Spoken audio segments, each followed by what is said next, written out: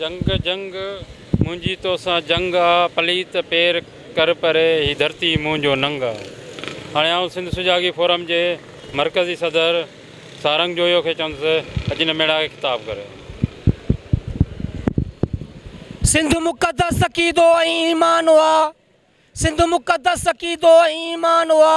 सिंध इंजील गीता ऐं क़ुरान हुआ, सिंध ख़ालिक ख़ुदा राम रहमान हुआ, सिंध जीअरे मुया अजोई अमुन, पाण खे हाण आज़ाद घुर्जे वतन,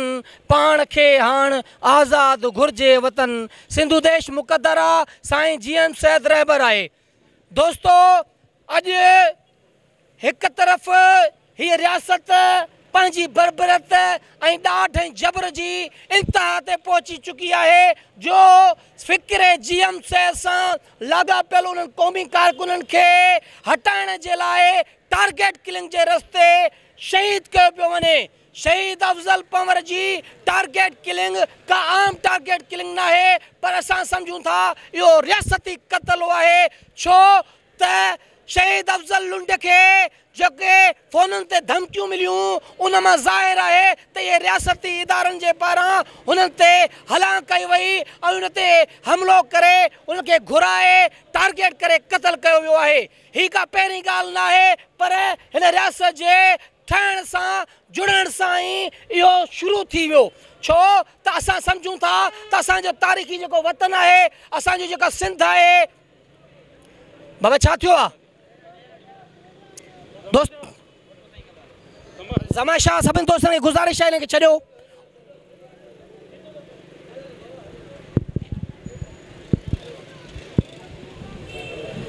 दोस्तो, मुंतशिर न थियो, इहा बि हिकिड़े क़िस्म जी ॼण साज़िश ई आहे त जीअं हीअ चाहिनि त असां मुंतशिर रहूं ऐं असां पंहिंजो मौक़िफ़ जेको आहे उहो वाज़े न ॿुधाए रखी सघूं। दोस्तो, हिन रियासत पंहिंजे हथ ॾाढ ऐं जबर जा समूरा लिका लताड़े छॾिया आहिनि। तव्हां सभु दोस्त वाक़िफ़ आहियो त असां हिकु मुआहिदे तहत हिकु तारीख़ी वतन जी हैसियत में, हिकु आज़ाद क़ौम जी हैसियत में हिन फेडरेशन जो हिसो थिया हुआसीं, पर छा थियो, हिन रियासत 1940 जी करारदाद खे थुॾे हिन 1947 में नओं मुआहिदो करे ऐं तारीख़ी वतननि ऐं तारीख़ी क़ौमुनि जे तशख़ुस खां इनकार कयो वियो। उन ॾींहं खां वठी सिंध जे हिलाली फ़र्ज़ंदनि साईं जीएम सैद जी अॻुवाणीअ में इहा घुर कई त असां तारीख़ी वतन आहियूं। बलोचिस्तान तारीख़ी वतन आहे, पख्तूनख्वा तारीख़ी वतन आहे, उन वक़्तु बंगाल बि तारीख़ी वतन हो, जिन खे हिननि हिकु वॾे सूबे यानी पंजाब जे ॾाढ जे ज़ोर ते, फ़ौज जे डंडे जे ज़ोर ते कब्ज़ो करे हिते हिकिड़ी रियासत बणायो वियो। तव्हांखे ख़बर हुअणु घुरिजे त बलोचिस्तान पाकिस्तान जो हिसो न हो, पर डंडे जे ज़ोर ते बलोचिस्तान में ऑपरेशन करे हुनखे शामिल कयो वियो। खैबर पख्तूनख्वा में ख़ान गफ़ार ख़ान जी हुकूमत खे ड्राए हिननि कूड़ा रेफरेंडम करार ॾेई उन खैबर पख्तूनख्वा खे बि हितां जो हिसो बणायो वियो। अहिड़ी रीति सिंध खे बि हिकिड़े कूड़े मुआहिदे तहत इहो ॿुधायो वियो त सिंध ऑटोनॉमस ऐं सावरन हूंदी, सिंध जा समूरा इख्तियार सिंध वटि हूंदा, सिर्फ़ु 2.5 खाता वफ़ाक़ वटि हूंदा, दिफ़ा फॉरेन पॉलिसी करंसी। पर छा थियो, जॾहिं बि सिंध पंहिंजे उन हक़ हुक्मरानी जी ॻाल्हि कई,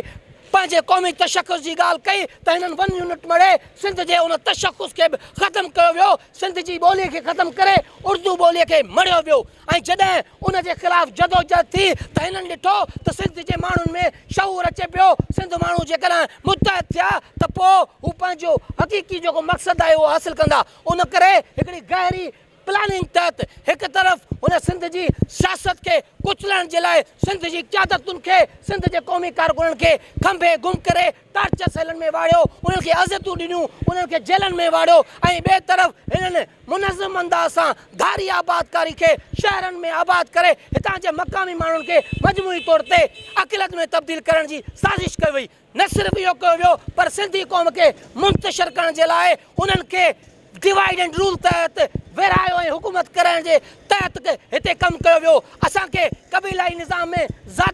ज़ात परस्ती जे बुनियाद ते, मज़हब जे बुनियाद ते तफ़रीक़ पैदा करे असां सिंधी क़ौम खे मुंतशिर करण जी कोशिशि कई वई आहे। उन करे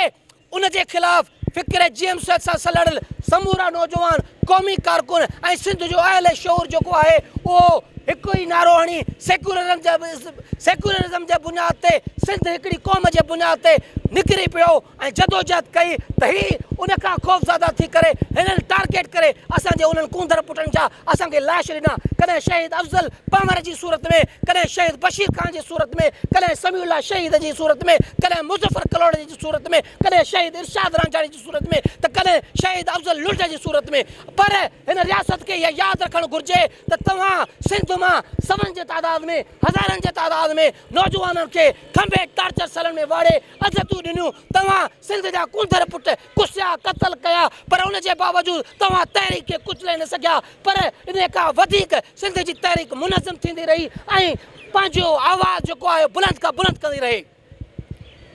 हाँ मां सम्झां थो सिंध जे अंदरि जेका सरदारी निज़ाम आहे वॾेरा शाही आहे धाड़ियल निज़ाम आहे उन जे पुठियां बि हे रियासत आहे छो त तव्हां सभई ॼाणो था त पनो आगल छावणी जे हुजण जे बावजूदु इहा धाड़ियल उते कीअं आहिनि उन्हनि धाड़ियलनि वटि SMGs कीअं आहिनि उन्हनि धाड़ियलनि वटि जदीद आर्मी जो असलो किथां आयो आहे इहो सभिनी खे ख़बर आहे त उहो सप्लाई लाइन कीअं आहे उहे ई इदारा आहिनि उहे सप्लाई कनि था इन्हनि अफ़गानी पठाणनि जे सूरत में उन्हनि धाड़ियलनि खे हथियार सप्लाई करे माण्हुनि खे अगवा करे ऐं